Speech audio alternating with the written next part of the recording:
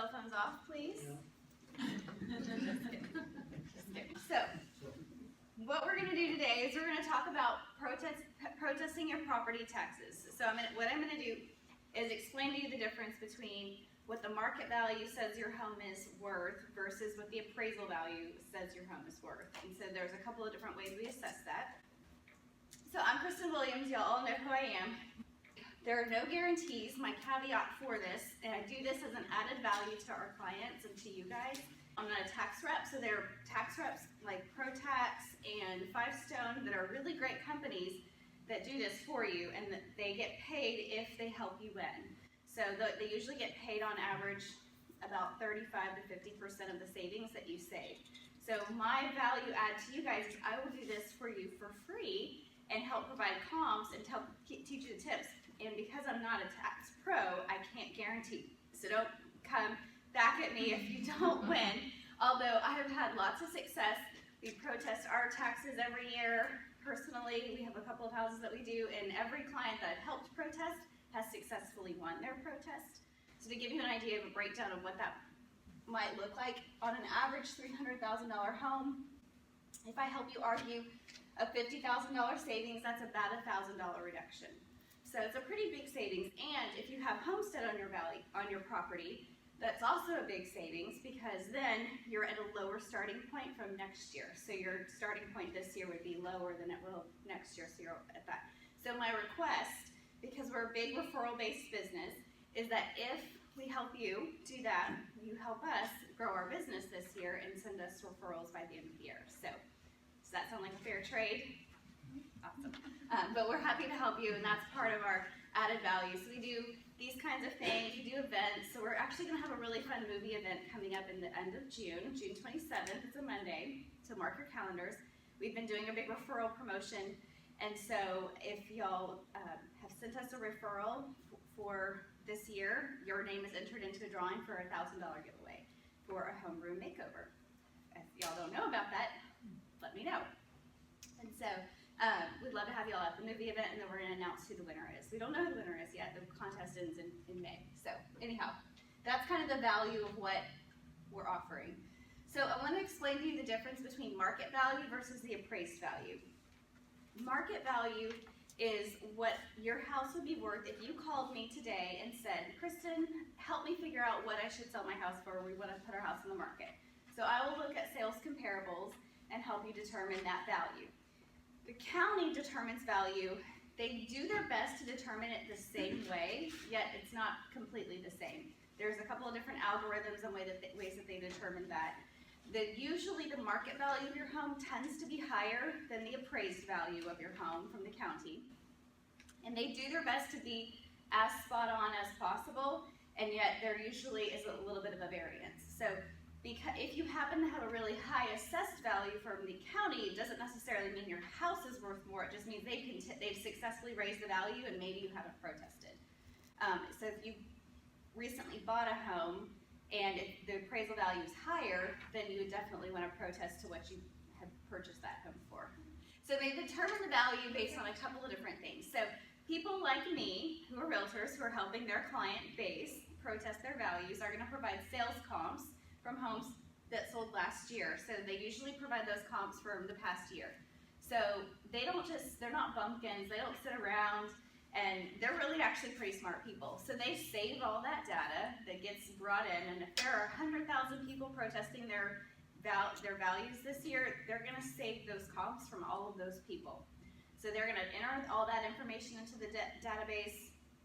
They're gonna be looking at, they're chasing city permits, they're chasing deeds, so they know who bought homes last year, and they're chasing that. They're gonna send out these letters in the mail that say, oh, you just purchased a new home. We would love to know what you paid for it. Please send this pre-addressed stamped envelope back to us and tell us what you paid for it.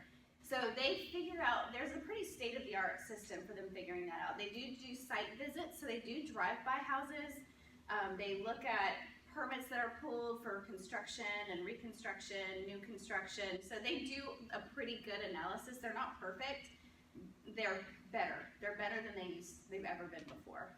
And then you've got real estate brokers, like those online broker websites like Trulia and Redfin, that sometimes times will share that data with the public, so then all they have to do is do the research and go find that data too. So they're pretty smart. They're able to figure out most of the sales prices if they really wanted to. So does that answer that question? Yes, ma'am. Any other questions so far? Nope. All right. So there are two different ways you can protest your value. So you can protest your value either by sales data or by equity data. So the way that I have the ability to help you is through sales data. Sales data, again, is homes that sold within the past year, and it's not a consecutive year from, say we're in May 2016 to May 2015. It's the full calendar year 2015, the year prior. The equity way that you can determine value is by taking the neighborhood and looking at what the current neighborhood values are, what the appraised values of your similar type properties are, and looking at the equity and looking at the appraised value of those homes. A tax rep is somebody who will look at the equity way of analyzing the value. I look at it by looking at the sales way. So that's the way I'm able to help you guys, is because I have access to the MLS and I have all the sale data and have all that information that's proprietary to realtors for the most part, and I'll share all that with you. If you want to protest based on equity and looking at your neighborhood and the appraised value of the neighborhood, that's when you might want to hire like a pro tax or a company that does that for you, because I can't help you with the equity. So next, the 6-step protest process. First, step number 1 is to determine, does it make sense to protest? Step number 2 is fill out the form, mail it in, and I'm going to walk you through that process here in just a second. Step number 3 is to get the hearing scheduled, and I'll explain to you what that looks like and how best to do that. 4 is determine if you want to go to the informal or the formal hearing. 5 would be gathering the evidence, which I can help you with, so I'll explain that as well. And then 6 would be how to have a successful hearing. So this is my process that I'll walk you guys through here in just a moment. Step number 1, is your property in fact overvalued? We've talked a little bit about that. Because we've had really high increasing values over the past few years, this is going to be your toughest year to protest your values and win.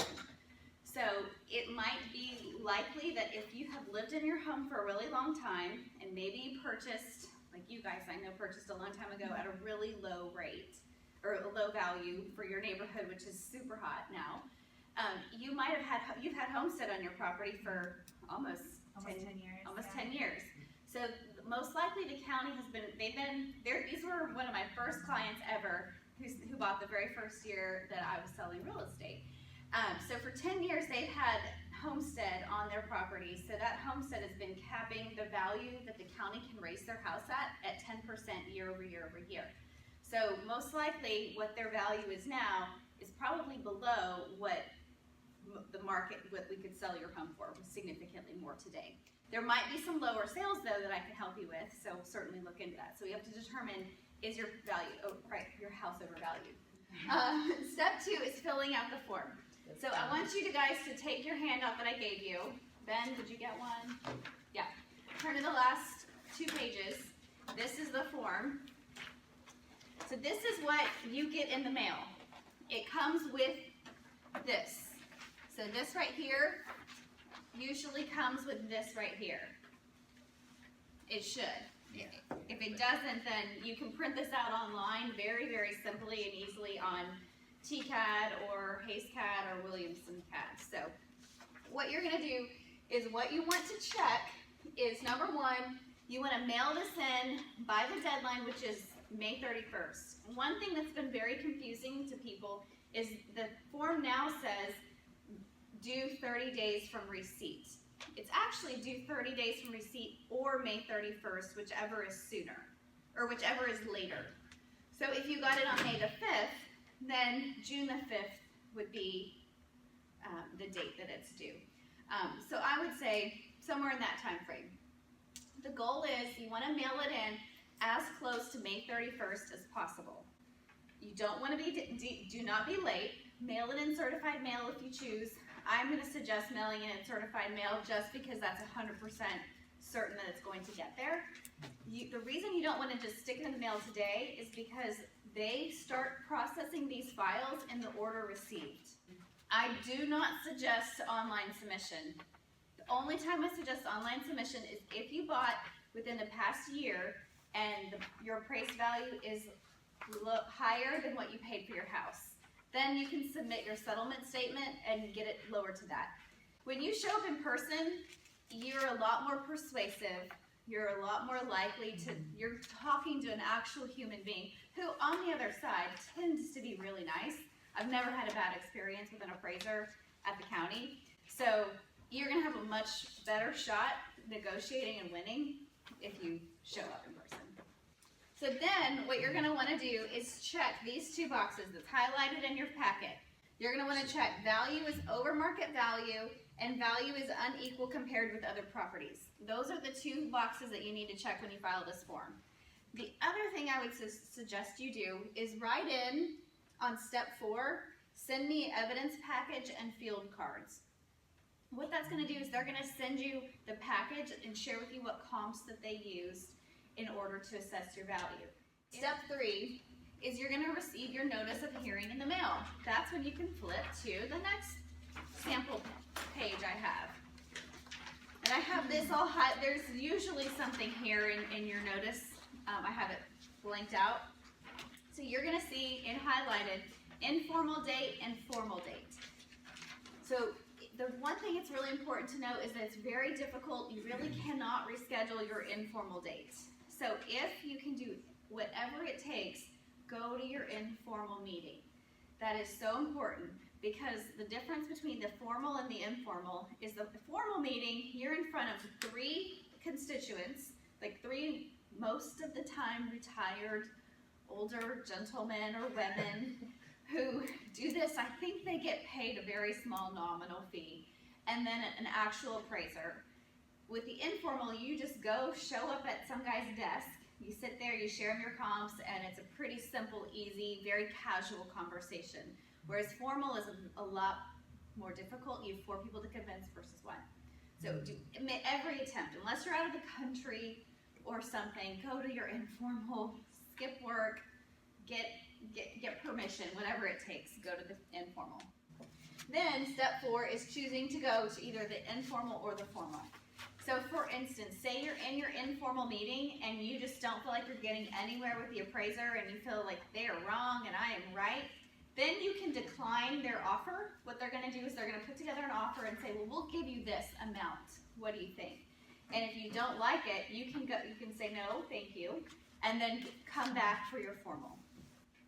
The one thing that they really, when I'm being taught this class, they really stress is if you are happy enough with the offer that the appraiser gives you, take it. Because again, the chances that you're gonna be able to convince 4 people over 1 person that you're gonna get a better lower value than what that person is gonna provide to you, then that's a little bit tough. And I've never had a bad experience. Every appraiser I've worked with has been very friendly, very nice, pretty knowledgeable. I really have never had anybody that I thought, gosh, they have no idea what they're doing. So everyone's been very knowledgeable, smart, helpful, and truthfully, they want to work with you. They're normal people too that pay taxes. So those are the difference between the two. The formal, you are sworn in and under oath as well. So no lying, especially in that one. So at the informal, they do make you an offer like right on the spot? They will make you an offer right on the spot. So at the informal and at the formal, you show up, you have your sales comparables, you share them with them, and then they take their time, they enter stuff into the computer. They'll be quiet, so be nice and just friendly, cordial, sit there, be patient, and then they'll say, okay, what I can offer you is this. And then if you like it, then they go print it out, you sign it in a red pen, and you get 2 copies. They get their supervisor to sign it, and then that's your number. So if you're happy with it, I've only once gone to a formal because I thought I might have had a better chance, and I didn't. So, from my personal experience. So these are the things that you can provide as evidence. The most important thing that I'll help you with, this is my biggest added value to you guys, is sales comparables. So sales from 2015 January to 2015 December. So those are number one. If you purchased last year, then you will be able to provide your settlement statement. So if the value of your house is higher than what you paid for the home, then you definitely can protest based on what you paid for the house. If it's below, do not protest, because they will raise the value to what you paid for the house. So I don't know what y'all's values came in at. Next year though, I can provide sales comparables for you and help you get it below potential, not likely to get it below what you paid for the house. However, I'm able to use sales comps to help you with that. So if what the county's going to say is, well, you paid $250 for the house last year, so why do you think it should be selling for $230? If you have sales comps that provide that. I mean, and I can probably provide low sales for any of you guys, but they're gonna say market value is what you're willing to pay for the house. Other things that you can provide, photos documenting any defects in the property. So if you have a foundation problem or a roof leak, you can provide pictures of those sorts of things. Typically they wanna see a bid to repair that work. So whatever that might look like, if it's a $10,000 fix, then they're gonna wanna see a bid to prove that. If there's a new road going in, you used to back to Greenbelt, now there's a road that's gone in, that would affect your property value. I'm kind of curious how, because we live in Central Austin, right near MOPAC, Kyle, you too. I'm curious if we might be able to get away with arguing that the whole MOPAC improvement project has negatively impacted our value. They are putting up the sound wall, which is supposed to positively improve our value. However, I don't know, so I'm gonna attempt and see. So when you show up, you wanna have an evidence package that you are able to leave behind with the county. So the comps that I give you, you need to have them printed out, preferably in color, and then any pictures, anything like that, have that printed out, ready to go. If you go to the formal, you just need, or if you go to the informal, you just need one copy to leave behind. If you go to the formal, where you have 4 other people to convince, then you need to have 4 copies. Because you don't want person number 1 to have to look and then pass down, and then person number 2 to look and pass. You want to have everything and then have a copy for yourself so you can go through and explain all that. Step 6 is how to present your evidence. So we've already talked a little bit about this, and this is really just kind of common sense. Negotiation one-on-one. They do think they're right. They do think their data is correct. So knowing that they think they're right, come to them with the perspective of, I'm going to do my best to convince you that you're not right, but I'm not going to tell you you're wrong and be a jerk about it. I'm going to say, well, you probably didn't know about this sales comp, you probably didn't know about this one, and you probably didn't know that this is, not nice in my home, or this happened at my house, and so I want to share all this with you. There's one appraiser that I met with that we barely spoke any words. I just showed up, and they knew I was a real estate professional. I never represent myself as a tax professional or as a tax rep, so I just say I'm a realtor, here's my information. I didn't really have to say much, they didn't ask me any questions, typed in all this stuff in the database, and they came back and said, how about this number? And I'm, sure, sounds good to me. Signed the paper, and I was out of there. And then there's been some that I've really had like long conversations with, so you can kind of, I like to feel people out, so the first time I ever did this, the guy was an Atlanta Braves fan because he had like Braves stuff everywhere, and my husband is a big, huge Atlanta Braves fan. So I was like, oh, my husband loves the Braves. And so we were able to strike up a conversation. So like look around their desk, see if there's anything you have in common, and maybe strike a conversation with them, and just really get in rapport with them, get them to like you, and they're really gonna want to work with you. What to protest based on last year or based on when you purchased, we've already had that conversation. If you purchased last year, then you can only protest at what you paid for the house. If it's below, don't protest. If you bought longer than that ago, then definitely protest if you feel like I can help you. How to begin, next steps. You mail your form in towards the end of the process. They're processing everything. And most people aren't telling people to wait till the end to process. So a lot of people aren't getting them in. So you're going to be towards the end. A refresher today, hopefully we covered the things that are going to help you understand whether or not you need to protest, help you understand the process for the protest, and some tips on how to win when you're at your hearing. So I think that's it. My contact information, thank you guys for coming. Y'all are all awesome. Any other questions?